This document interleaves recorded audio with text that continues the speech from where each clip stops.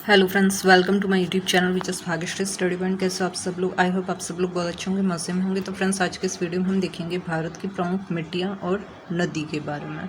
ठीक है, तो हमने ये ज्योग्राफी की टॉपिक वाइज सीरीज़ स्टार्ट की है। फ्रेंड्स, मैंने 3 वीडियो इससे पहले अपलोड कर दिए हैं। आप इंडियन ज्योग्राफी प्लेलिस्ट करके उस पर जाके चैनल पर देख सकते हैं, नहीं तो आपको डिस्क्रिप्शन में लिंक मिल जाएंगे, आप वहाँ से भी देख सकते हैं। ठीक है फ्रेंड्स,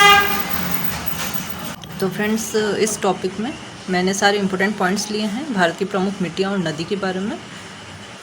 तो इस टॉपिक को अच्छे से कवर किया गया है इस वीडियो में। तो फ्रेंड्स, अगर आप किसी भी कम्पिटिटिव एग्जाम की तैयारी करते हैं तो ये क्वेश्चंस आपके लिए काफ़ी ज़्यादा हेल्पफुल और इंपॉर्टेंट रहेंगे। तो वीडियो स्टार्ट करने से पहले जिस किसी ने भी चैनल को पहले सब्सक्राइब नहीं किया तो पहले चैनल को सब्सक्राइब करके बेल आइकन को ऑल पर प्रेस जरूर करें, इससे आपको आगे आने वाले वीडियो का नोटिफिकेशन सबसे पहले मिल सके। तो चलिए फ्रेंड्स, स्टार्ट करते हैं। भारत की प्रमुख मिट्टियाँ, नदियाँ और मिट्टी है। इस भाग से भारत की प्रमुख नदियाँ, उनका उद्गम, मुहाना, अपवाह तंत्र तथा भारत में पाई जाने वाली प्रमुख मिट्टियाँ, उनके प्रकार और उनकी उपयोगिता से संबंधित प्रश्न जो है वो पूछे जाते हैं। और नदियाँ तथा अपवाह तंत्र के बारे में पढ़ेंगे। तो भारत में अपवाह तंत्र के अनुसार नदियाँ मुख्य रूप से कितने स्थानों पर समाप्त होती है? तो 2 स्थानों पर समाप्त होती है। महत्वपूर्ण जानकारी में देख लेंगे, बंगाल की खाड़ी और अरब सागर में। अरब सागर जो है वो पश्चिम की तरफ है और बंगाल की खाड़ी पूर्व की तरफ है। अब किसी नदी तथा उसकी सहायक नदियों का एक निश्चित दिशा में अपवाह क्या कहा जाता है? तो उसको बोलते हैं अपवाह तंत्र। किसी नदी या उसकी सहायक नदियों का एक निश्चित दिशा में जो बहाव होता है उसको बोलते हैं अपवाह तंत्र। तो भारत की सबसे लंबी नदी जो है वो कौन सी है? तो राइट आंसर हो जाएगा वो कौन सी है? गंगा नदी है भारत की सबसे लंबी नदी अगर पूछे तो। इम्पोर्टेंट महत्वपूर्ण जानकारी में विश्व की सबसे लंबी नदी पूछे तो वो नील नदी है जो कि अफ्रीका में बहती है। तो नील नदी कहाँ बहती है? अफ्रीका में। याद रखना, विश्व की सबसे लंबी नदी है नील नदी जो कि अफ्रीका में बहती है। और भारत की सबसे चौड़ी नदी कौन सी है? तो ब्रह्मपुत्र नदी है भारत की सबसे चौड़ी नदी। मैप में देख सकते हो आप फ्रेंड्स, ये अरब सागर है, ये बंगाल की खाड़ी है। ठीक है, और यहाँ से ये भारत की सभी प्रमुख नदियाँ हैं, झेलम, चिनाब, रावी, व्यास, सतलज, ये देख सकते हो। यहाँ पे पश्चिम की तरफ है लूनी नदी, ये है पद्मा जो कि बांग्लादेश की तरफ है, मेघना इसका बाद में नाम जाके बढ़ता है। ठीक है, ये आप मैप से भी देख सकते हो नदियों के नाम। इंपॉर्टेंट जानकारी है, विश्व की सबसे चौड़ी नदी कौन सी? अमेजन नदी जो कि दक्षिण अमेरिका में बहती है। चौड़ी नदी पूछा जाए तो अमेजन नदी। नेक्स्ट पॉइंट है, गंगा नदी का मुहाना कहाँ पे? तो गंगा नदी का कहाँ पे? बंगाल की खाड़ी में। और गंगा नदी की सबसे बड़ी सहायक नदी कौन सी है? तो यमुना है। गंगा की सबसे बड़ी सहायक नदी कौन सी? यमुना नदी है। ठीक है, इम्पोर्टेंट जानकारी में है, गंगा नदी भारत की सबसे लंबी नदी है जिसमें ई नदियाँ आकर मिलती हैं, जो इसके सहायक नदियाँ कही जाती हैं। और यमुना नदी जो है वो गंगा नदी के कौन से स्थान पर मिलती है? तो प्रयाग नामक स्थान पर मिलती है यमुना नदी गंगा नदी से। ठीक है, प्रयाग जो कि इलाहाबाद में है। महत्वपूर्ण जानकारी है, तो प्रयाग जो है वो इलाहाबाद में है जिसे त्रिवेणी भी कहा जाता है। नेक्स्ट पॉइंट है, भारत की राष्ट्रीय नदी जो है वो कौन सी? तो गंगा नदी ही है भारत की राष्ट्रीय नदी। इम्पोर्टेंट जानकारी में है, गंगा नदी को राष्ट्रीय नदी 2008 में घोषित किया गया। और गंगा नदी को बांग्लादेश में किस नाम से जाना जाता है? तो गंगा नदी को बांग्लादेश में पद्मा के नाम से जाना जाता है। ये उत्तर भारत की राज्यवार नदियां हैं, ये अरब सागर है, ये बंगाल की खाड़ी है, ये ब्रह्मपुत्र नदी। ठीक है, देख सकते हो आप इसमें, ये कृष्णा नदी, गोदावरी, नर्मदा, कावेरी नदियां हैं। मैप के थ्रू भी हम नदियां देख सकते हैं। गंगा नदी जो है वो कोलकाता में कौन सी नदी की रूप में गंगा सागर में से निकलती है? तो राइट आंसर हो जाएगा हुगली नदी। हुगली नदी जो कि कोलकाता में है। ठीक है, इंपॉर्टेंट पॉइंट्स में है, गंगा सागर बंगाल की खाड़ी में है। टिहरी बांध कौन सी नदी पर बना है? तो राइट आंसर जगह गंगा नदी पर टिहरी बांध बना है। फ्रेंड्स, मैंने सारे पॉइंट्स जो हैं वो इम्पोर्टेंट लिए हैं और अधिकतर एग्जाम में क्वेश्चन जो है इन पॉइंट्स से ही बनते हैं। तो ये सारे पॉइंट्स आपके लिए काफ़ी ज़्यादा हेल्पफुल होने वाले हैं। आप मैप से भी इन नदियों के बारे में विस्तार से पढ़ सकते हैं। ठीक है, अब महत्वपूर्ण जानकारी में हम देख लेते हैं। तो टिहरी बांध जो है वो उत्तराखंड में है। और भीमगोड़ा बांध कौन सी नदी पर बना है? तो गंगा नदी पर बना है भीमगोड़ा बांध।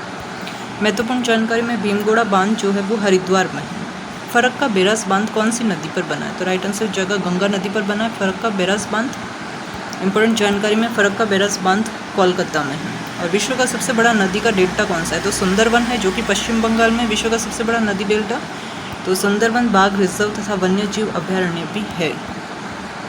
यमुना नदी का उद्गम जो है वो कहाँ से होता है, तो यमुनोत्री से। इम्पोर्टेंट जानकारी में यमुनोत्री उत्तराखंड में है। यमुना नदी का मुहाना या माउथ कहाँ है, तो प्रयाग में है। प्रयाग जो है वो इलाहाबाद में है।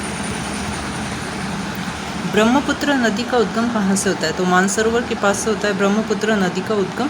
और ब्रह्मपुत्र नदी कौन सी नदी से मिल जाती है, तो पद्मा नदी से मिल जाती है ब्रह्मपुत्र नदी।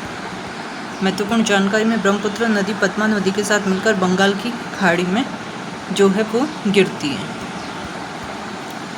नेक्स्ट पॉइंट है, ब्रह्मपुत्र नदी को बांग्लादेश में किस नाम से जाना जाता है, तो जमुना नाम से ब्रह्मपुत्र नदी को बांग्लादेश में जाना जाता है। नेक्स्ट पॉइंट, ब्रह्मपुत्र नदी को अरुणाचल प्रदेश में किस नाम से जाना जाता है, दिहांग नाम से जाना जाता है। असम ब्रह्मपुत्र की दो शाखाओं के बीच कौन सा सबसे बड़ा नदी द्वीप है, असम ब्रह्मपुत्र की दो शाखाओं के द्वीप है माजुली द्वीप। ये क्वेश्चन इंपॉर्टेंट है, अधिकतर माजुली द्वीप के बारे में एग्जाम में क्वेश्चन देखने को मिलता है। कृष्णा नदी का उद्गम कहाँ से हुआ है, तो महाबलेश्वर से हुआ है। महत्वपूर्ण जानकारी में है महाबलेश्वर जो कि महाराष्ट्र में है। अब कृष्णा नदी का मुहाना कहाँ है, तो बंगाल की खाड़ी से है। ठीक है, इंपॉर्टेंट पॉइंट्स में है भीमा, तुंगभद्रा, मूसी, पंचगंगा, दूधगंगा आदि कृष्णा नदी की सहायक नदियाँ। सहायक नदियाँ भी आपको सबकी याद रखनी है। सतलज नदी का उद्गम कहाँ से हुआ, तो तिब्बत से हुआ सतलज नदी का उद्गम। और सतलज नदी कौन सी नदी से मिलती है, तो चेनाब नदी से सतलज नदी मिलती है। ये सतलज नदी चेनाब नदी से मिलती है। अब कौन सी नदी को शतुद्री नदी के नाम से भी जाना जाता है, तो राइट आंसर हो जाएगा सतलज नदी। सिंधु नदी का उद्गम कहाँ से हुआ है, तो मानसरोवर के पास से हुआ है सिंधु नदी का उद्गम। नेक्स्ट पॉइंट है, सिंधु नदी का मुहाना कहाँ है, तो अरब सागर में है। रामगंगा नदी का उद्गम कहाँ से हुआ है, तो उत्तराखंड से हुआ है। नेक्स्ट क्वेश्चन हो जाएगा, रामगंगा नदी कौन सी नदी से मिलती है, तो गंगा नदी से मिलती है। इंपॉर्टेंट जानकारी में रामगंगा नदी उत्तर प्रदेश में गंगा नदी से मिल जाती है। शारदा नदी का उद्गम कहाँ से हुआ है, राइट आंसर हो जाएगा उत्तराखंड से हुआ है शारदा नदी का उद्गम। ठीक है फ्रेंड्स, महत्वपूर्ण जानकारी में शारदा नदी को काली नदी भी जो है वो कहा जाता है। और शारदा नदी कौन सी नदी से मिलती है, तो घाघरा नदी से मिलती है। इंपॉर्टेंट जानकारी में शारदा नदी पर उत्तर प्रदेश में शारदा बराज नामक सिंचाई परियोजना जो है वो बनाई गई है। कोसी नदी का उद्गम जो है वो कहाँ से हुआ है, तो हिमालय से हुआ है। महत्वपूर्ण जानकारी में कोसी नदी जो है वो नेपाल से निकलती है। कोसी नदी कौन सी नदी से मिलती है, तो गंगा नदी से मिलती है। नेक्स्ट पॉइंट है, कौन सी नदी को बिहार का शोक भी कहा जाता है, तो कोसी नदी को कहा जाता है। नेक्स्ट पॉइंट है, गंडक नदी का उद्गम कहाँ से हुआ है, तो नेपाल से हुआ है। गंडक नदी कौन सी नदी से मिलती है, गंगा नदी से। नेक्स्ट पॉइंट इंपॉर्टेंट जानकारी, गंडक नदी पटना में गंगा नदी से मिलती है। नर्मदा नदी का उद्गम कहाँ से हुआ है, राइट आंसर जो अमरकंटक से। महत्वपूर्ण जानकारी में अमरकंटक मध्य प्रदेश राज्य में। अमरकंटक के प्रमुख दर्शनीय स्थल है मई की बगिया, कपिलधारा, दूधधारा, सोनमुड़ा, कपिल, चबूतरा, जैन मंदिर आदि। नर्मदा नदी का मुहाना कहाँ है, तो खंभात की खाड़ी में। इम्पोर्टेंट जानकारी, खंभात की खाड़ी कहाँ है, गुजरात में। जबलपुर नगर कौन सी नदी के किनारे बसा है, नर्मदा नदी के किनारे। ताप्ती नदी का उद्गम कहाँ से हुआ है, तो मुल्ताई। इंपॉर्टेंट जानकारी, मुल्ताई जो है वो मध्य प्रदेश में है। ताप्ती नदी का मुहाना कहाँ है, तो खंभात की खाड़ी में। महानदी का उद्गम कहाँ से हुआ है, शिहाबा पर्वत से। महत्वपूर्ण जानकारी, शिहाबा पर्वत जो है वो धमतरी जिला छत्तीसगढ़ में है। महानदी नदी का उद्गम कहाँ हुआ है, तो बंगाल की खाड़ी में। नीलोत्पला कौन सी नदी को कहा जाता है, तो महानदी को कहा जाता है। इंपॉर्टेंट जानकारी, महानदी को चित्रोपला भी कहा जाता है। गंगरेल बांध कौन सी नदी पर बना है, तो गंगरेल बांध महानदी पर बना है। नेक्स्ट पॉइंट है, रुद्री बांध कौन सी नदी पर बना है, तो महानदी पर बना है। महत्वपूर्ण जानकारी, रुद्री बांध जो है वो धमतरी। हीराकुंड बांध कौन सी नदी पर बना है, तो महानदी पर बना है हीराकुंड बांध। इंपॉर्टेंट जानकारी में हीराकुंड बांध जो है वो ओडिशा में है। नेक्स्ट पॉइंट है, छत्तीसगढ़ के रांची में कौन सी नदियों का संगम है, राइट आंसर जगह महानदी, पैरू और सौंठो। इंपॉर्टेंट जानकारी में राजिम को छत्तीसगढ़ का प्रयाग भी कहा जाता है। छत्तीसगढ़ के सिवरी नारायण में कौन सी नदियों का संगम है, महानदी, शिवनाथ और जोंक। छत्तीसगढ़ के चंद्रपुर में कौन सी नदियों का संगम है, महानदी, मांड और लात। और कौन सी नदी गुजरात में कच्छ के रण से जाकर लुप्त हो जाती है, तो लूणी नदी है। साबरमती नदी का उद्गम कहाँ से हुआ है, राजस्थान से। इंपॉर्टेंट जानकारी, साबरमती नदी का उद्गम अरावली पर्वत, उदयपुर जिला, राजस्थान से होता है। बागमती नदी का मुहाना कहाँ है? खंबात की खाड़ी में है। नेक्स्ट पॉइंट है दक्षिण भारत की गंगा कौन सी नदी को कहा जाता है? तो कावेरी नदी को जो है वो दक्षिण भारत की गंगा कहा जाता है। इंपॉर्टेंट जानकारी में कावेरी नदी बंगाल की खाड़ी में गिरती है। और आंध्र प्रदेश में आर्क ब्रिज कौन सी नदी पर बना है? तो गोदावरी नदी पर आर्क ब्रिज बना है। नेक्स्ट पॉइंट है गोदावरी नदी बंगाल की खाड़ी में गिरती है। अब भारत की मिट्टियों के बारे में देखेंगे। Soil of India. तो भारत में मुख्य रूप से कितने प्रकार की मिट्टियाँ पाई जाती हैं? 8 प्रकार की। अब ये प्रकार कौन कौन से देख लेते हैं। तो जलोढ़ मिट्टी, काली मिट्टी, लाल या पीली मिट्टी, लैटेराइट मिट्टी, शुष्क या मरुस्थलीय मिट्टी, क्षारीय मिट्टी, जैव या पीट मिट्टी और वन मिट्टी। अब ICAR का पूरा नाम क्या है? तो Indian council of agriculture research. केंद्रीय मृदा संरक्षण बोर्ड की स्थापना कब की गई? 1953 में। मिट्टी का अध्ययन क्या कहा जाता है? तो पेडोलॉजी कहा जाता है मिट्टी का अध्ययन। नेक्स्ट पॉइंट है नदियों के द्वारा बहाकर लाई मिट्टी को क्या कहा जाता है? तो जलोढ़ मिट्टी कहा जाता है। मृदा और भारत की मिट्टियाँ देख सकते हैं। जलोढ़ को ही कांप मिट्टी कहते हैं, काली को रेगुर मिट्टियाँ, लाल मिट्टियाँ लेटेराइट, पर्वतीय, शुष्क मरुस्थलीय, लवणीय, क्षारीय और दलदल युक्त मिट्टियाँ। तो पर्वतीय तो होती है हिमालय और ऊपरी भाग में, मतलब पर्वतीय भाग में, मरुस्थलीय पश्चिम में है, जलोढ़ ये है। लाल मिट्टी देख सकते हो, काली मिट्टी यहाँ दक्षिण पश्चिम की तरफ है। ठीक है फ्रेंड्स, इस मैप से आप देख सकते हो। महत्वपूर्ण जानकारी में है तो जलोढ़ मिट्टी जो है उसकी उर्वरता काफ़ी अच्छी होती है। ठीक है, ये आपको याद रखना है। ये सारे पॉइंट्स एज इट इज़ आपको अच्छे से लर्न होने चाहिए, क्योंकि एग्ज़ाम में क्वेश्चन जो है वो इन पॉइंट्स से ही पूछे जाते हैं। घुमा फिरा के पूछे जाएंगे तो आपको पॉइंट्स अच्छे से क्लियर होने चाहिए सारे। भारत में सबसे अधिक मात्रा में पाई जाने वाली मिट्टी कौन सी है? तो जलोढ़ मिट्टी है। सबसे अधिक मात्रा में पाई भी यही जाती है और उर्वरता भी सबसे अच्छी इसी की होती है, जलोढ़ मिट्टी की। अब जलोढ़ मिट्टी या इंग्लिश में बोलते हैं एल्यूवियल सॉइल कितने प्रकार की होती है? 2 प्रकार की होती है। ठीक है,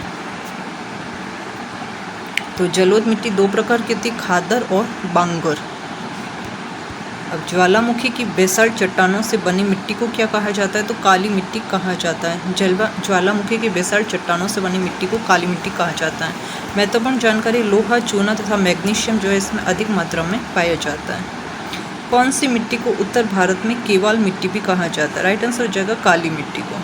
नेक्स्ट पॉइंट है कौन सी मिट्टी को दक्षिण भारत में रेगुर मिट्टी भी कहा जाता है? तो काली मिट्टी को जो है वो दक्षिण भारत में रेगुर मिट्टी भी कहा जाता है। नेक्स्ट पॉइंट है कौन सी मिट्टी कपास की खेती के लिए अधिक उपयुक्त होती है? तो काली मिट्टी, कपास से याद रख लो काली। ठीक है, नेक्स्ट पॉइंट है लाल या पीली मिट्टी का लाल रंग किसके कारण होता है? तो आयरन ऑक्साइड यानी FeO फेरस ऑक्साइड के कारण होता है इसका रंग लाल।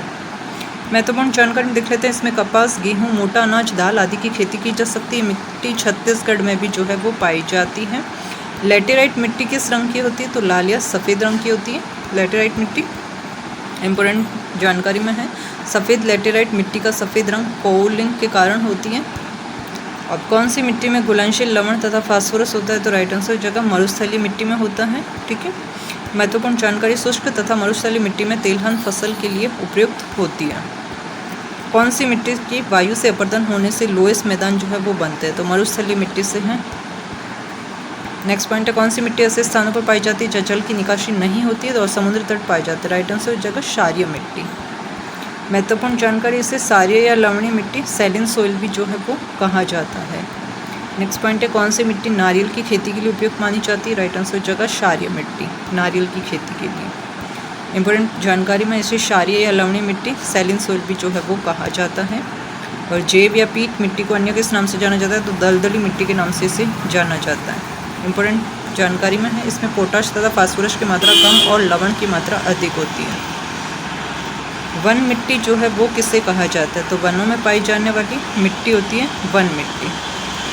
तो फ्रेंड्स ये वीडियो था मिट्टी और नदियों से रिलेटेड, भारत की महत्वपूर्ण मिट्टी और नदियाँ। तो आई होप आपको ये वीडियो अच्छा लगा होगा। वीडियो अच्छा लगा है तो वीडियो को लाइक और चैनल को सब्सक्राइब जरूर करना।